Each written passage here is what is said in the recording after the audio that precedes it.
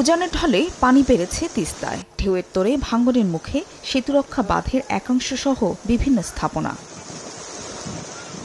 রংপুরের গঙ্গাচড়া মহিপুরে সেতুরক্ষা ব্লকের নিচ থেকে সরে গেছে মাটি, এতে ৭০ ফুট গর্তের সৃষ্টি হয়েছে। এমন পরিস্থিতিতে ভাঙনের ঝুঁকিতে রয়েছে সেতু, লালমনিরহাট রংপুর সংযোগ সড়ক সহ কয়েকটি গ্রাম। বড় ধরনের ক্ষয়ক্ষতি এড়াতে দ্রুত ব্যবস্থা নেওয়ার দাবি স্থানীয়দের। আমাদের এখানে ২০ কেবি সম্পত্তি আমার সব ধ্বংস হয়ে গেছে, খেত খালা সমস্ত রূপে নষ্ট হয়ে যাওয়ার সম্ভাবনা ঝুঁকিপূর্ণ পড়ে গেছে। এ অবস্থায় ঢাকা থেকে গিয়ে ঘটনাস্থল পরিদর্শন করে প্রয়োজনীয় ব্যবস্থা নেওয়ার আশ্বাস দিয়েছে এলজিইডির কারিগরি দল। ড্রাই সিজনে কাজগুলা বেশি ত্বরান্বিত হয়, যেহেতু এখন ফ্লাড সিজন।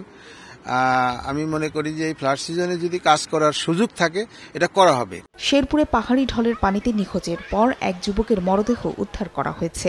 এ নিয়ে পাহাড়ি ঢলে ২ জনের মৃত্যু হলো। নিহতরা ঝিনাইগাতি ও নালিতাবাড়ির বাসিন্দা ছিলেন। এর আগে পাহাড়ি ঢলে নিম্নাঞ্চল প্লাবিত হয়, তবে বৃহস্পতিবার রাত থেকেই নামছে পানি।